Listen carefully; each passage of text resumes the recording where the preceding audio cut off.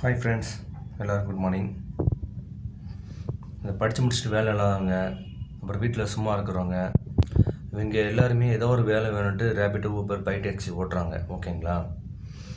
ஆனால் இந்த ஹிந்திக்காரங்க பசங்க என்ன பண்ணுறாங்கன்னா, ரேபிடோ, ஊபர்லாம் புக் பண்ணிவிட்டு பைக்கில் ஏறிட்டு அவங்க போகிற லொக்கேஷன் ரீச் ஆகிடுச்சு, என்கிட்ட கேஷ் இல்லை, அக்கௌண்ட்டில் தான் இருக்குது அப்படின்னு சொல்கிறாங்க.